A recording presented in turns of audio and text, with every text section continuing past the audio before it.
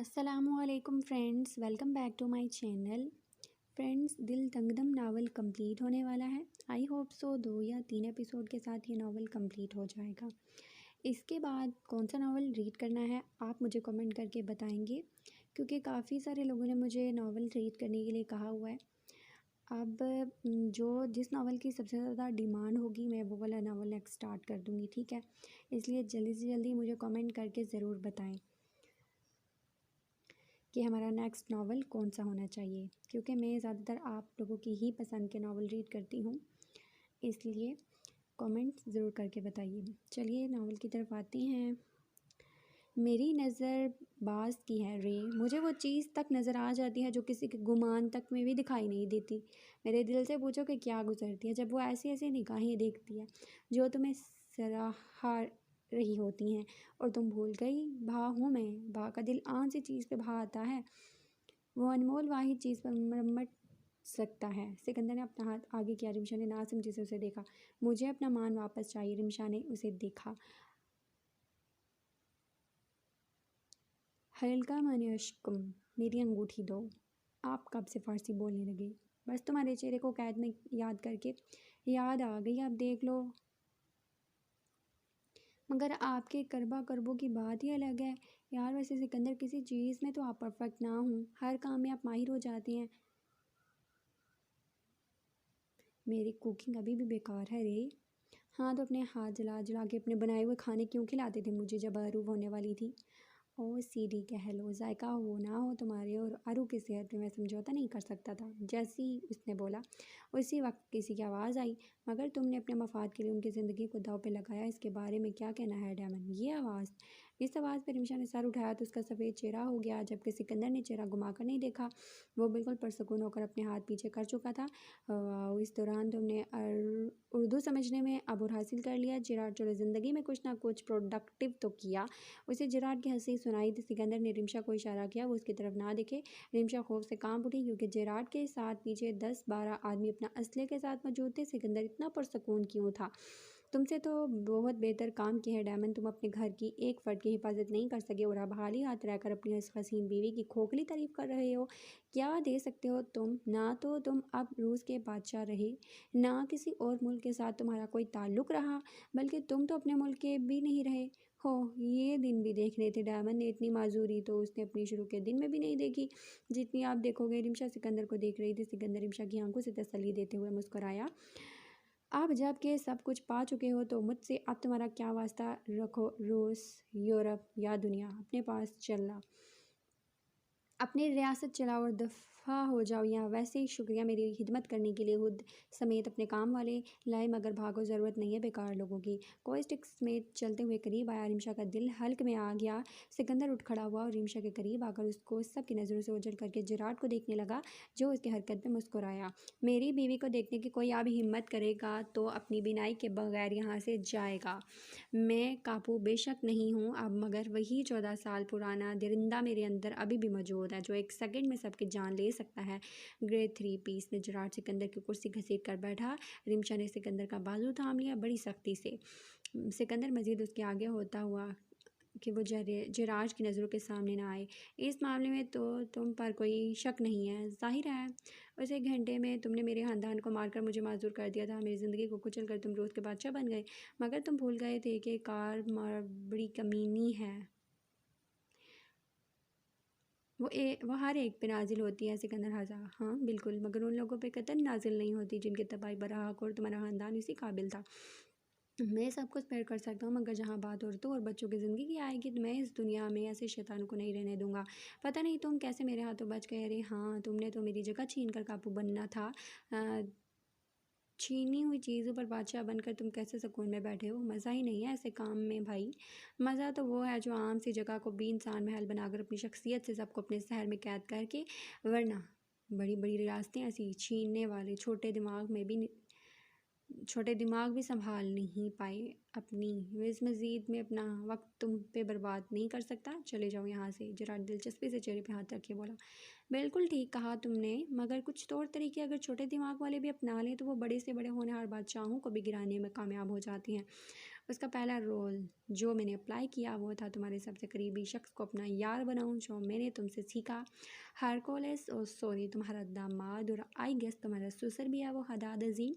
Thanks to हम आज मैं इस मकाम पे बासानी पहुंचा हूँ। वैसे ज़रूरत तो थी नहीं इसकी, मगर खैर वो बहुत काम आया मेरी ज़िंदगी तुम्हारे से पहले, अलबत्ता बहुत कम लिख कर आया, मगर वो अपना काम पूरा कर चुका था। और जेराड को गवारा नहीं है कि ऐसे दगाबाजों को अपनी रियासत में क्या इस दुनिया में रहने दे। जो तुम्हारा सगा ना हो सका वो मेरा क्या सगा होगा। हदाद ये क्या कह रहा है? रिमशा तेज़ी से सिकंदर को साइड पे आई। क्या कहा तुमने? तुम कह रहे हो तुमने हदाद अजीम को मार दिया है? मैंने तो मरवाने का हुक्म जारी किया है, मैं कैसे मार सकता हूँ? मैं तो तुम्हारे सामने हूँ। रे सिकंदर ने रिमशा का हाथ पकड़ा। रिमशा ने सिकंदर की जेब से गन निकाल कर उसके सामने तानी।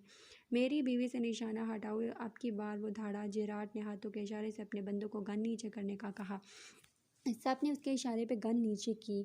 इस किस्म के मजाक पे मैं तुम्हारी एक सेकंड में जान ले लूँ कि तुम्हें अंदाज़ा भी है तुम क्या बकवास कर रहे हो। वो धाड़ी बॉस ये तो अपने आप को नहीं मार सकी, आपको क्या मारेगी? जेराड के हाथ आदमी जैकरो मजाक उड़ाती हंसी से बोला। इस वक्त सिकंदर उसकी हंसी का गला घोंट चुका था और एक ही सेकंड में वह धड़ाम कर ज़मीन पर गिर गया। सब एकदम दंग रह गए। जेराड भी एक लम्हा समझ नहीं सका कि हुआ क्या है। सिकंदर ने सबकी दोबारा निशाना बांधने पे कहा, बोलो आप कोई बोलेगा तो उसका भी यही हाल करूँगा, इसलिए डोंट टेस्ट मी। और तुम क्या कह रहे थे? हदाद हदाद को तुमने मरवाया है? और स्टेटमेंट में तुम्हें लगता है मैं यकीन करूँगा? वैसे अच्छा क्या, ये भी बेकार आदमी था, मैं उसकी जगह कोई और रखने वाला है, तो तुमने मेरा काम बड़ी जल्दी आसान कर दिया है। हम ये गन वन से हटकर बड़े सोल तरीके से बात कर सकते हैं। अगर तुम्हें अपनी दो बेटियों की ज़िंदगी प्यारी है तो दो बेटियों से मुराद वक्त और अरहा ने तो दोनों की रूह ही खींच ली थी। इसके लहजे में की मजबूती पे सिकंदर तो नहीं, रिमशा के हाथ से गन छूटते छूटते रह गई। ये माइंड गेम्स खेल रहा है, इसकी किसी बातों में ना आना। रिमशा तुम वहाँ कोने में जाओ। सिकंदर नहीं चाहता था वो जेराड की नज़रों के सामने आया। अब इसको गेम खेलने का शौक हो रहा था तो ठीक है वो भी हिस्सा लेगा। सिकंदर अरू और वक्त उसने रिमशा अगर भरोसा है मुझ पर तो कोने में जाओ। अगर मेरी फैमिली मेम्बर में से किसी एक को भी कुछ हुआ तो जस्ट वेट एंड वॉच। अब समझ आई डायमंड तुमने इसमें क्या दिखा? She is hello. और इस कमेंट पर मैं तुम्हें जहन्नुम धकेलूंगा। सिकंदर रिमशा के गुस्से घसीट कर टांग पे टांग रख कर बैठा। Shall we begin? हाँ आखिर इस खेल को तमाम करने के लिए शुरुआत तो करनी है। वो मुस्कुराकर रिमशा को देखने लगा। जेराड मेरी आखिरी वार्निंग है, अब मेरी बीवी की तरफ देखोगे तो बहुत सी चीज़ों से महरूम रह जाएगा। अगर सलामती के साथ अपनी रियासत सुकून से चलाना चाहते हो तो सीधे तरीके से अपना मुतालबा पेश करो। तो तुम क्या कह रहे थे कि हदाद ने मेरे साथ दगाबाजी किया और तुमने उसे मार दिया है? मैं तुम्हारी इस बात पे कैसे यकीन करूं? जेराड जेराड मुस्कुराया। उसने हाथ पीछे की तरफ किया तो उसका बंदा आईपैड पकड़ लाया और उसे दिया। उसने रिमशा को देखा जिस पे सिकंदर की बर्दाश्त खत्म हो गई। छुरी जेब से निकालकर उसकी तरफ आया और उसका कॉलर पकड़कर छुरी की नोक उसकी आंखों के करीब लेकर गया। सारे गार्ड सिकंदर की तरफ गोली चलाने वाले थे कि जेराड ने ऊंची आवाज़ में कहा, जब मैं तुम लोगों से कहूँ तब तुम ट्रैगर दबाना, वरना खामोशी से खड़े रहो। आप तो मेरी बीवी को नहीं देखोगे, वरना उनके कुछ करने से पहले ये दो आंखें तुम्हारे हाथ में दे दूंगा। उसे ज़ोर से झटकते हुए दोबारा अपनी नशिस्त पे बैठा। हाँ दिखाओ भाई, हम भी तो देखें जो एक मच्छर तक नहीं मार सकता उसने जीता जागता लंबा चौड़ा इंसान मार दिया। रिमशा के तो पसीने छूट के टांगे कांपने लगी। या अल्लाह, जो ये बोल रहा है वो सच ना हो।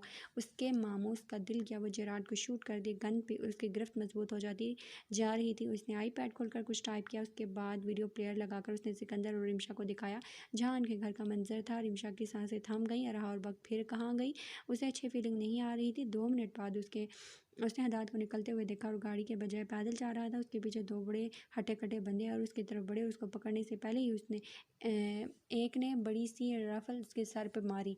रिमशा ने सिकंदर को देखा जो मुंह पे हाथ रखे बिना किसी तासुर के उसे वीडियो को देख रहा था। वो कुछ कर क्यों नहीं रहा? उसके मामू को मार दिया। उसके बाद वो हदाद को दूसरे समेत घसीटने लगा। उसने गौर किया था कि सर पे ज़ोर से मारने के बावजूद उनकी गर्दन में वो डोज भी शायद दे रहे थे। लेकिन यहाँ गज़ब हो गया। जहाँ उसने दरवाज़ा को खोला पाया वहाँ से एक आदमी बेहोश बख्त को उठाकर लेकर जा रहा था, जबकि एक लड़की उसकी उरू को पकड़ने वैन की तरफ बढ़ी। अब रिमशा की बस हो गई। उसने गन उठाई और उसे शूट किया। जेराड कुर्सी की तवक्को थी, वो तेजी से कुर्सी से जरा पीछे हुआ।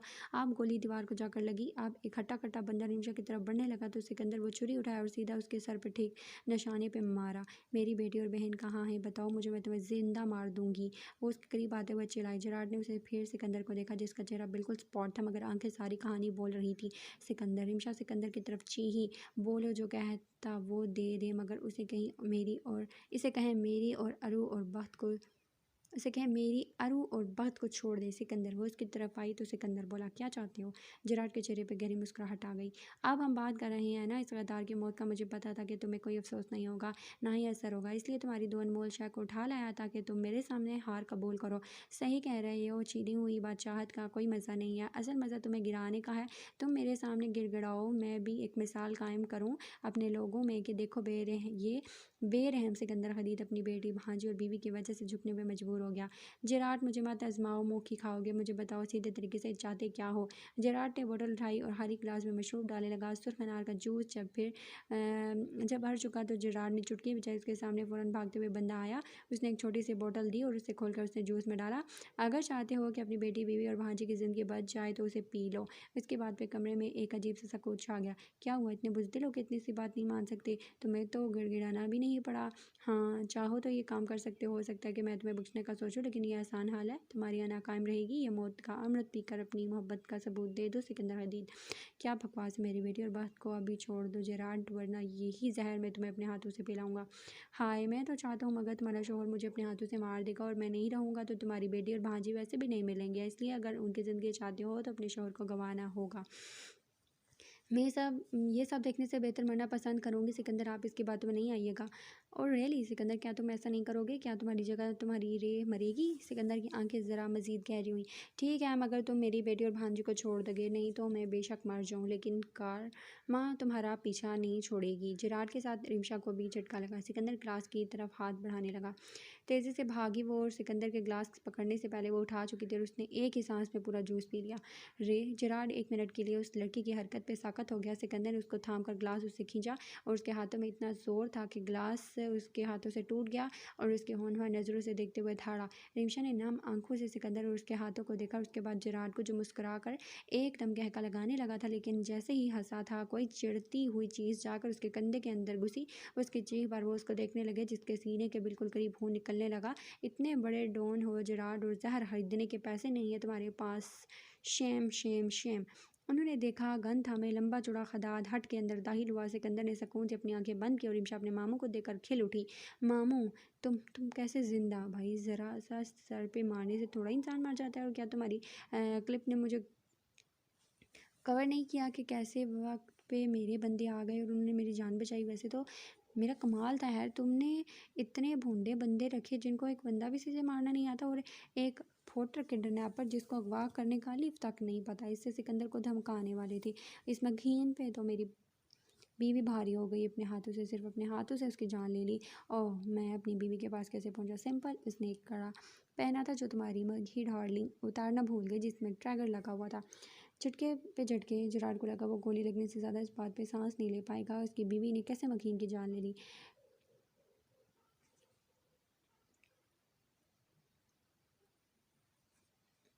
खुल गई बेबी नंबर 1 की आंखें। किसी ने उसके मुंह पे पानी फेंका था। जब उसकी आंखें तकलीफ से खुली तो उसने देखा वो फुल मेकअप में चड़ेलों की तरह मुस्कुराती और कोई नहीं मकीन थी। बख्तावर ने इर्द गिर्द देखा तो वो बड़े ही सुनसान सी जगह पर थे, बल्कि जगह ही बेहद भयानक थी। बड़े बड़े शीशे से नजर आते खौफनाक जंगल के नज़ारे, अंदर की टूटी फूटी दस्तान। उसका दिल लम्हे में डूब गया था कि कुछ अच्छा नहीं होगा। उसने मकीन को देखा, फिर बोली क्या चाहती हो? उसकी आवाज़ में अजीब सी सख्ती थी। मैं चाहती तो बहुत कुछ थी, मगर तुम्हारे डियर अंकल, सॉरी मम्मी ने मेरे से ये चाहने का हक छीन लिया। मेरी बेटी, मेरी मोहब्बत, मेरी ज़िंदगी और मेरा बाप, इतने सब कुछ छीनने के बाद तुम्हें लगता है मैं इसे खुश रहने दे सकती हूँ? हर किसी का टाइम आता है स्वीटी, और अब तुम्हारे मामा का टाइम है।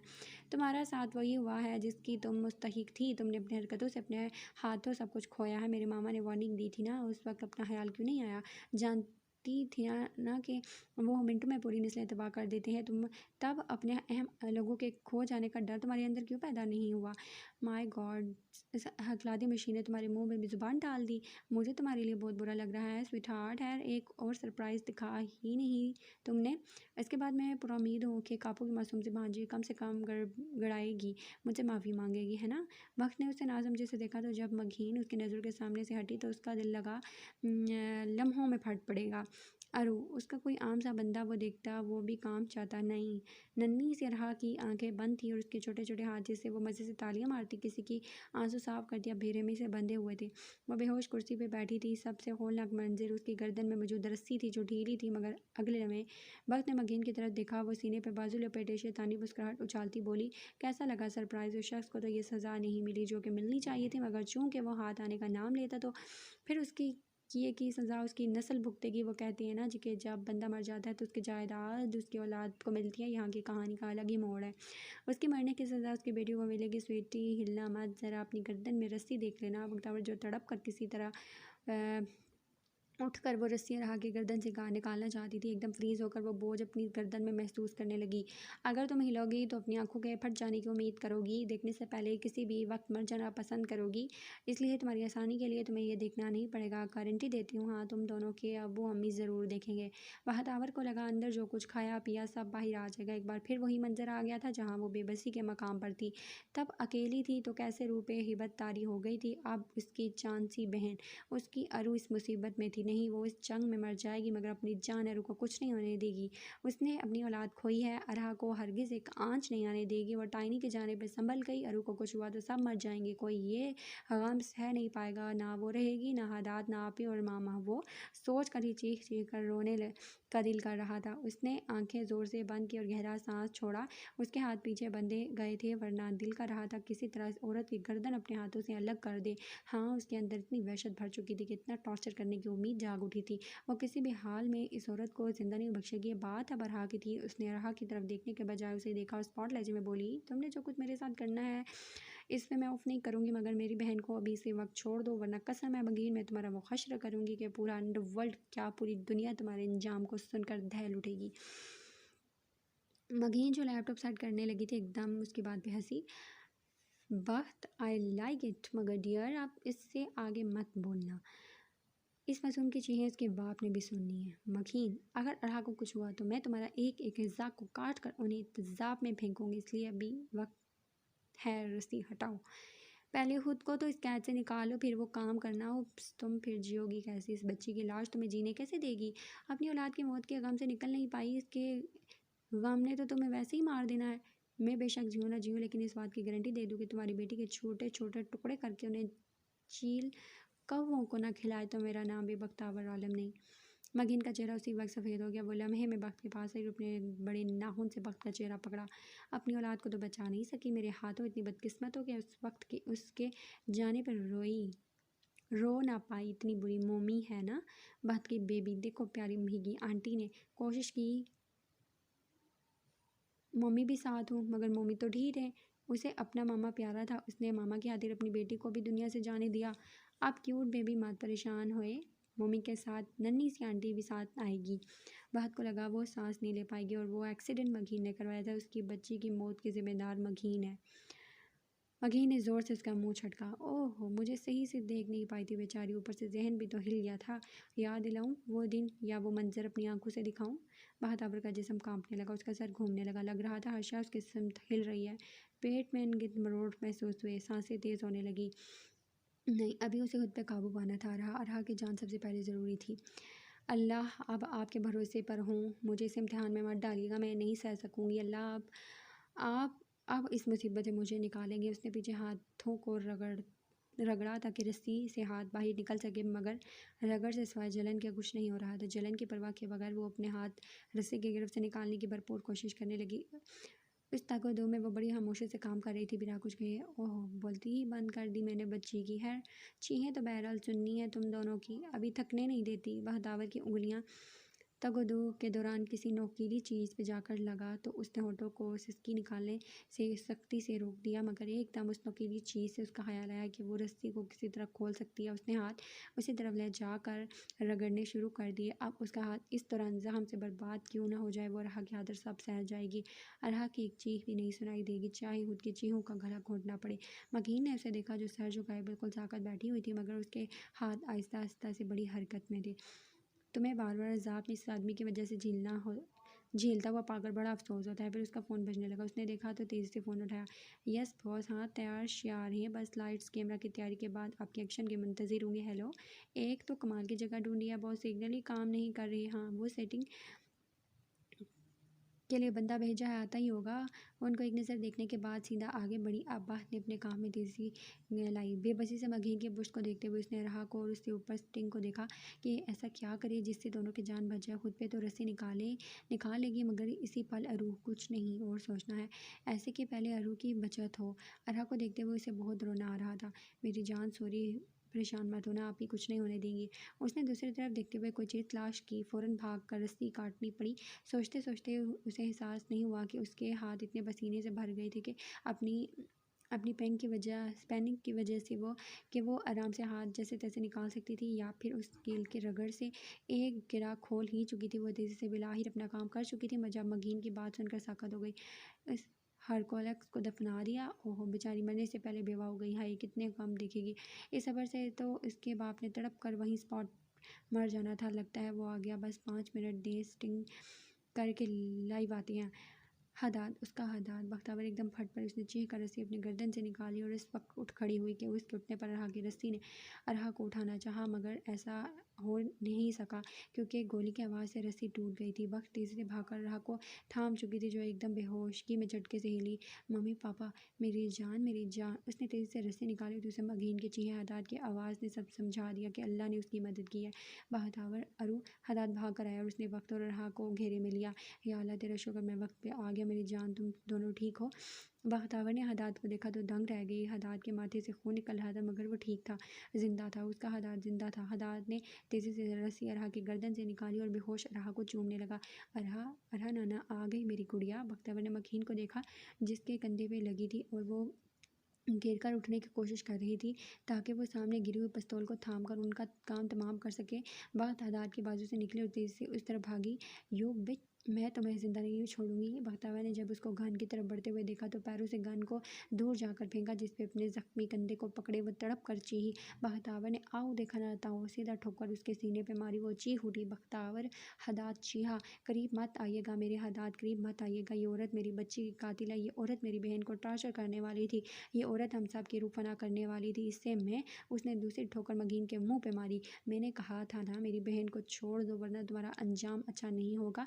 कहा था ना मैंने। उसने झुककर उसके बाल पकड़े। मगीन जो मुक्का उसके पेट पे मारने लगी, उसी वक्त बख्तावर ने जोरदार मुक्का उसके मुंह पे मारा। मैं तुम्हारी नज़रों में कमज़ोर लड़की होंगी, मगर तुम्हारी ये सबसे बड़ी भूल है। तुम्हारा एक माँ से वास्ता पड़ा है, एक बच्ची खो दी, दूसरी बच्ची पे बुरी नज़र भी बर्दाश्त नहीं करूँगी। उसने मगीन की गर्दन पकड़ ली। तुम अरहा को मारोगी, उसकी चीखें निकालोगी, मेरी बहन को कोई हाथ लगाएगा तो उसके हाथ काट दूंगी। सुना तुमने? दबाव बढ़ता जा रहा था, वक्त की वहशत बढ़ती जा रही थी। मेरी बच्ची को तुम मार दिया, उसे नहीं मारने दूंगी मैं। इसके लिए मैं सबके जाने लेने को तैयार हूँ, तुम इसे हाथ नहीं लगाओगी। उसके आंसू निकले। मगीन तड़प रही थी, उसका चेहरा नीला होता जा रहा था। मैंने अपनी माँ खोई, अपनी बेटी खोई, अपनी बहन नहीं खोऊंगी। तुमने गलत बंदा इस्तेमाल किया। बख्तावर छोड़ दो मेरी जान। बख्तावर हदाद मज़ीद वक्त को इस हालत में नहीं देख सकता था और वो अरहा को पकड़कर उस तरफ आकर वक्त को हटाने लगा, मगर वक्त अपना काम मुकम्मल कर चुकी थी। उसने वादा किया था कि बात अरू की आएगी तो वो अपने हाथों से जान ले लेगी। वो अपनी बात पे पूरा उतरी। हदाद वक्त की सरकत पर ठहर गया। उसे वक्त के इस कदम पे गहरा झटका लगा। बख्तावर ऊपर देखते हुए पता नहीं किससे दिल में मुखातिब थी, मगर हदाद समझ गया उसे अपनी बच्ची के लिए इंसाफ चाहिए था और उसे इंसाफ मिल गया था। वक्त मेरी जान। बख्तावर ने एकदम हदाद को देखा जो घुटने के बल झुका रहा को पकड़े उसे भी उठाने लगा। बात ने मगीन की लाश देखी, फिर अपने हाथों को, उसके बाद अरहा को तड़प कर उसने हदाद से अरहा ली और उसे भींच लिया। आप ही की जान, आप ही की ज़िंदगी, आप ही कुछ नहीं होने देगी, आप ही की जान। वो अरहा को चूमते हुए बिल्कुल दीवानी माँ लग रही थी। हदाद ने बख्तावर को घेरे में लिया और उसे यहाँ से लेकर जाने लगा। उसे वक्त पे इस वक्त फ़ख्र महसूस हुआ, मगर डर था कि अब वक्त पहले जैसी नहीं रहेगी। हदाद ये होश में आ जाएगी ना, इतने शोर में ये उठ क्यों नहीं रही? बिल्कुल ठीक है मेरी जान, इसकी सांसें और नब्ज़ बिल्कुल नॉर्मल चल रही हैं, बस बेहद गहरी नींद में है। उसने बख्तावर को गाड़ी में बिठाया था तो वक्त या तीसरी बार हदाद से पूछ रही थी। हदाद ने इसके सर पे प्यार करते हुए अरहा के हाथों को प्यार से सहलाया। आप ही कुछ नहीं होने देंगी मेरी अरू, बस जल्दी से आंखें खुल कर हंसना है, कहना है आप ही नो क्राई मी जूनी वाहियर। मेरी जूनी बात सारी दुनिया से छुपा कर कहीं दूर ले जाऊंगी। मामा से लड़ना पड़ा तो लड़ पड़ूंगी, बस तुम्हें कुछ नहीं होने दूंगी। वो उसके हाथ उसके एक एक नक्श को चूम चूम कर पागल हो रही थी। उसके आंसू बहे जा रहे थे और खदात को वक्त की तड़प पे तकलीफ हो रही थी। उसने वक्त को बिना डिस्टर्ब किए गाड़ी स्टार्ट की। इसी वक्त वक्त ने हदाद का बाजू थाम लिया। हदाद ने उसे देखा और उसी लम्हे दोनों बिखर गए। हदाद ने वक्त का चेहरा थामा और वक्त ने हदाद की गर्दन पकड़ी। दोनों अपने शिद्दतों में अपना गम भुलाने की कोशिश में थे। सारा दर्द सारी जुझार एक दूसरे पे निकाली। वक्त के आंसू दुराने इस दौरान बहे जा रही थी, जबकि हदाद उन आंसू को बड़े प्यार से समेट रहा था। मुझे लगा मैं खो चुकी हूँ, हदाद ने उसे प्यार करते हुए कहा। तुम्हें कुछ नहीं लगा? तुम्हें पता था मैं तुम्हें कहीं छोड़कर नहीं जाऊँगा, इसलिए हिम्मत से अपना काम मुकम्मल करके मेरा सहारा लिया, क्योंकि तुम्हें पता है ये सफ़र के आखिर या दौरान में तुम्हें मेरा कंधा मिलेगा। इसलिए ये मत भूलो मैं हूँ बख्ता, कम से कम तुम्हें यह धोखा नहीं दूंगा। वक्त ने हदाद के गाल पे हाथ रखा और रोते हुए उसकी ठोड़ी पे सर रख लिया। I love you Haddad. शुक्र है ट्रॉमा में इस पर नहीं गई। हदाद भी शरारत से बोला। तुम्हें बताता चलूँ, हमने अपनी बीवी को इतना तैयार किया हुआ है कि वो अपनी और अपने बच्चों की हिफाजत करना जानती हैं। आप जो कि मैं इतने आराम से आया हूँ, तो बताता चलूँ, जैसे तुमने मुझे ख़रीदने की कोशिश की वैसे ही मैंने इस दौरान तुम्हारे बंदे ख़रीद लिए। और कापू लगता है ये तो मेरी तरह दगाबाज निकले। उनको मार दिया। जिराड अपने कंधे को पकड़े मुड़ा और उसे देखे जो मज़े से चलते हुए उसकी तरफ आया। जिराड ने अपने बंदों को देखा तो चिल्लाया, देख क्या रही हो, चलाओ गोली। उसने जैसे कहा किसी ने ठोकर से उसे नीचे गिरा दिया। उसने देखा सिकंदर जेबों में हाथ डाले मज़े से उसे देख रहा था। उसने जो कहा वो तुम्हें सुनाई नहीं दिया? ये मेरे बंदे हैं कापू, सिकंदर खदीद के बंदे। और तुम क्या हो जिराड? इस वक्त भी जिराड थे, अब भी जिराड हो। तुम्हें लगा तुम दौलत से सबको नहलाकर ताकत खरीद सकते हो, तो तुम गलत थे माय डियर। अगर ताकत खरीदी जाती तो आज सिकंदर खदीद इस मुकाम पे ना होता। मैंने इस मकाम को हासिल करते हुए अपना आप लुटा दिया, अपना सराहून पसीना बहा दिया। उसने ज़ोर से ठोकर उसके सीने पे मारी। वो कराहा, तुम पछताओगे सिकंदर, देखना तुम पछताओगे। मैं 17-18 साल नहीं पछताया तो अब क्यों पछताऊँगा? उसने टेबल से छुरी उठा ली। अब तुम सुकून की दुआ करो जिराड, क्योंकि इसके लिए तुम मुझसे गिड़गिड़ाओगे, मुझसे पैसों कुर्सी हर चीज़ का लालच दोगे, मगर तुम्हें सुकून नहीं दे सकूँगा। और इसका अंजाम रिमशा तो क्या हदाद तक की आंखें भी बर्दाश्त न कर पाईं। वो तेज़ी से गन फेंक कर हदाद की तरफ भागी और हदाद ने बंदों को इशारा किया कि प्राइवेट मेडिकल मंगवाएं। खून की बू और जिराड की चीखें इस कमरे में सेकंड ब सेकंड फैलने लगी। उसने उसके ज़ख्मी हाथ पे नर्स पट्टी बांध रही थी।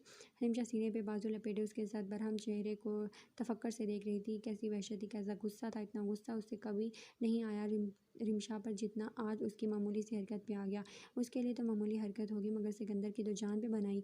अगर उस मशरूब में वाकई जहर होता तो कहाँ जाता वो? अपने तक तो वो बहुत कॉन्फिडेंट था कि उस जूस में लाजमी जहर नहीं डाला होगा उसके प्लान के मुताबिक। मगर जिस तरह रिमशा फिरती से वो ग्लास उठाकर बिना सोचे समझे पी चुकी थी, तो ना सिर्फ उसके लिए दिलेरी काम उठा हुआ, बल्कि जिराड की हैरत ज़दा मुस्कुराहट पे उसका दिल किया खुद को मार डाले। ज़िंदगी में रिमशा इतनी बुरी नहीं लगी थी जितना उस लम्हे लगी। और उसकी कमज़ोरी सबके सामने ऐसे यहाँ करेगी उसने इसे सोचा नहीं था। स्टेजेस के लिए इंजेक्शन नहीं लगवाया कापू आपने, मगर एंटीबायोटिक का इंजेक्शन लगवा दूँ? सिकंदर हदीद ने उसे इतनी सख्त नज़रों से देखा कि नर्स बिना कहे उसका ऑर्डर समझ गया। सर हिलाते हुए अपना बॉक्स उठाकर खुले एम्बुलेंस वैन की तरफ बढ़ा। रिमशा आगे बढ़कर उसका हाथ थामने लगी थी कि सिकंदर ने हाथ उठाकर उसे रोक दिया। मेरे करीबी मत आना। रिमशा के कदम उससे सख्त कटेले और सख्त लहजे में जम गए। इतनी जनाबियत तो सिकंदर ने उसके जख्मों और बेवकूफ़ी पर भी नहीं दिखाई जितना अब रिमशा अंदर से लर्ज उठी। सिकंदर, रिमशा, अब तुमने मेरा नाम लिया या मेरे करीब आने की कोशिश की तो खुदा की कसम मैं कुछ कर बैठूंगा। दाऊद, मैंने आपकी जान बचाने के लिए ऐसा किया था, मेरा मकसद आपको हर्ट करना नहीं था। क्या क्या कहा तुमने? मेरी जान बचा रही थी? हाँ, हो क्या तुम सुपर वुमन या वंडर वुमन? और जान ऐसी बचाई जाती है कि दूसरे को बचाने के लिए खुद मरो, खुद वो अमृत पी जाओ? ऐसे बचाया जाता है? जवाब दो मुझे। अब वो पूरे कद से खड़ा उसके पास आकर इतनी बेरहमी से धड़ा। रिमशा 2 कदम पीछे हुई। उसकी आंखों में आंसू आ गए। नहीं रिमशा मोहतरमा, आज मैं इन आंसुओं पे नहीं पिघलूंगा, बिल्कुल भी नहीं। बहुत कर लिया आपने मनमानी। मौत को आपने गुड्डे गुड्डी का खेल समझ लिया है। तो क्या करती फिर? मैं बताएं, मुझे तमाशाई की तरह खड़ी आपको मौत की जानिब धकेलता हुआ देखती। बोले दाऊद, आपके मुताबिक मैं आखिर आपकी बीवी आपकी मोहब्बत क्या करती? भरोसा करती। वो अब उसके मुंह पे घर आया। भरोसा करती कि तुम लोगों की ज़िंदगी में एक आंच भी आने नहीं दूंगा, लड़ते लड़ते खुद को ख़त्म कर डालूंगा, पर तुम्हें एक हराश भी नहीं आने दूंगा। लेकिन तुम्हारे लिए मैं एक अना खिलाड़ी हूँ। आप मेरे मेरे में वो बात कहाँ, रिश्तों और हालात ने तो मुझे कमज़ोर कर दिया है। सिकंदर मौत के मुंह से बच कर आया, अब रिमशा दी क्वीन मुझे बचाएगी, मगर मेरी ज़िंदगी तो आप में है। खुद को तकलीफ़ देते हुए आपने ज़रा भी नहीं सोचा कि मेरे वजूद और रूह में कितने घाव पड़ गए हैं। वजूद के ज़ख्म तो मंदमिल हो जाते हैं, मगर जब रूह ईज़ा में मुब्तला होती है तो उसके निशान ताउम्र किसी साए की तरह आपके साथ साथी बन जाते हैं। रही बात ये कदम उठाने की, तो मैंने आपकी अना को ठेस नहीं पहुंचाना चाहा था। मैं कभी मर कर भी ऐसा नहीं चाहूँगी। मैं अपनी ज़िंदगी को बचा रही थी। क्या मेरा इतना भी हक़ नहीं है?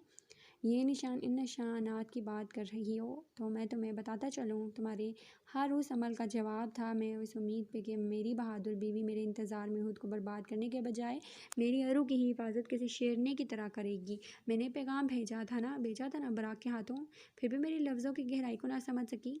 होश व हवास इतने भुला चुकी थी कि अपनी ज़ुबान से ना आशना हो गई। इतनी कमज़ोर तो नहीं थी तुम रे। मेरी मोहब्बत ने तो तुम्हें ताकतवर बनाया था। मेरे पैगाम में एक उम्मीद थी, वही उम्मीद तुमने अपने हाथों से गंवा दी। वो मज़ीद कुछ कहता उसने ऊंची आवाज़ में रोकर उसकी बात काटी। आप बहुत बेरहम हैं दाऊद। आपकी मोहब्बत ने ताकतवर बनाया था, आपकी जुदाई ने मुझे मार डाला। एक जिंदा लाश से आप कौन सी उम्मीदें लगाए बैठी थी? हाँ, क्या करती मैं? खुशी से आगे बढ़ जाती, आपको भूल जाती। ऐसे ही मुमकिन था तो बर्दाश्त कर पाते।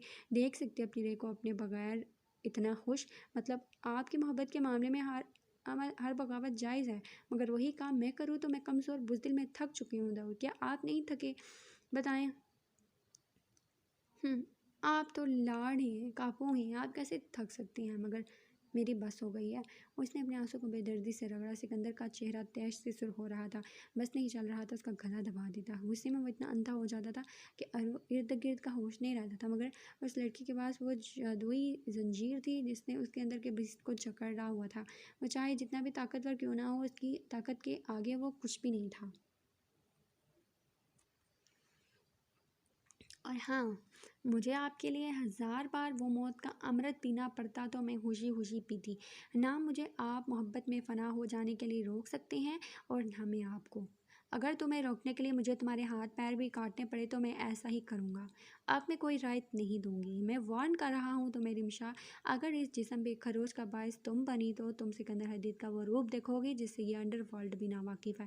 तौबा, उसकी दहशत पे तो अगले का हार्ट फेल हो जाता था। वो तो उसकी रेह थी। 1 मिनट के लिए फ्रीज हुए वो उसे देखने लगी जो किसी भेड़िए की तरह उसे चीर जाने को तैयार था। उसने बहुत समझा लिया रिमशा को, प्यार मोहब्बत दीवानों की ज़ुबान से। अगर वो उसकी ज़िंदगी के साथ खेलने की कोशिश करेगी तो वो इसे अब हरगिज़ नहीं बख्शेगा। वो उस पर हावी होते हुए धीमी आवाज़ में बोला, अब तुम्हारी मोहब्बत भी मुझे रोकेगी नहीं रे। तुमने आज सही मानों में सिकंदर ही दिल का चारों शाने चत किया है और सिकंदर को ये वादी हार हरगिज़ मंजूर नहीं है, क्योंकि तुमने उसका दिल तोड़ा है, और वो दिल जिसकी हर धड़कन पे रे सुनाई देता था। अब मुझे वक्त लगेगा और इस बात के लिए भी मैं तुम्हें कभी माफ़ नहीं करूँगा। उसके सख्त लहजे में रिमशा को लगा उसकी आवाज़ जज्बे से भारी और कुछ हद तक ग्लोगीर हो गई है, मगर वो खुद को रोकी। उसको झटक कर गाड़ी की तरफ बढ़ा। रिमशा ने सिकंदर की आखिरी हदों को तोड़ दिया था। वो उससे किया वादा तोड़ चुकी थी कि वो अपने आप को कभी नुकसान नहीं पहुंचाएगी। उसके कट सिकंदर की वहशत, उसके बेरहम नामंदिल होने वाले जख्म तक उसे रोक ना सके, तो फिर वो बेबसी के मारे उसे इस हाल पे छोड़ चुका था, मगर अपनी कंडीशंस पर कि वो अब कोई भी अमल भुगतने पे तैयार रहे। वो चारों बख्तावर और हदाद के लिए घर देखने गए थे। उस वाक़े को 1 हफ़्ता हो चुका था। सिकंदर रिमशा से नाराज़ था नहीं, बल्कि उसने अपनी रेस से मुकम्मल बायकाट किया हुआ था। ना वो उसकी तरफ देखता था, ना उसके बोलने पे कोई जवाब देता था। जब वो उसके करीब आती, उसे प्यार से मनाने की कोशिश करती, तो वो अरहा को अपने पास बुलाकर उसके साथ खेलने में मसरूफ़ हो जाता। दूसरे औकात फ़ोन में किसी मीटिंग का बहाना करता, कभी अलग जावेद को लेकर कहीं निकल जाता। मतलब रिमशा के मनाने का कोई सीन नहीं था। रात के टाइम भी दूसरे कमरे में लॉक लगाकर सो जाता।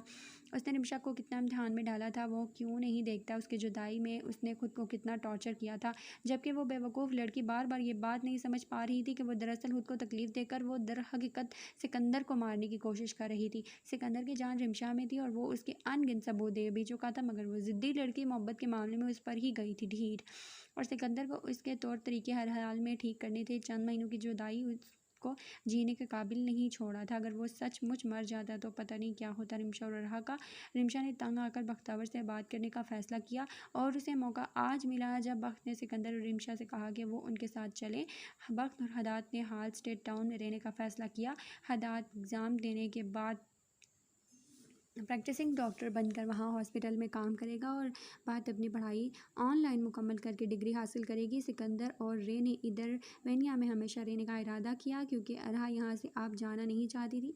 हनान ने वापसी की तैयारी शुरू कर दी। कहने को तो साल की छुट्टी लेकर आया था मगर अब यहाँ रहने का कोई रिवाज नहीं रहा था। सिकंदर ने यहाँ एक होटल खोलने का इरादा किया जिसमें वो चाहता था कि हुनान यहीं उसके साथ रहकर उसका बिजनेस पार्टनर्स बन जाए, जिस पर हुनान इनकारी हो गया। वो अपनी ड्यूटी आखिरी दम तक निभाना चाहता था। उसे ये नौकरी अजीज़ थी। वैसे भी उसके पीछे मामलात किसने संभालने थे क्योंकि खदात और वो यहाँ आ चुके थे। सिकंदर ने भी फिर जिद नहीं लगाई मगर उसे हुनान को वापस भेजने पर उदासी हुई। अरहा साथ नहीं गई क्योंकि उसे एलन का फुटबॉल मैच देखना था। सिकंदर को ये बात बिल्कुल गवारा नहीं थी। वो किसी तौर पे राज़ी नहीं हो रहा था। रिमशा ने भी समझाना चाहा तो उसे नज़रअंदाज करके हुक्म जारी कर दिया कि अरु उनके साथ जाएगी। इसके सख्त लहजे पर रिमशा का दिल बैठ गया। वो आखिर राज़ी क्यों ना हो जाता वो अलग बात है। अरु को मोटे मोटे आंसू खदात के जोर देने पे वो बिलाहिर धाड़ कर बोला।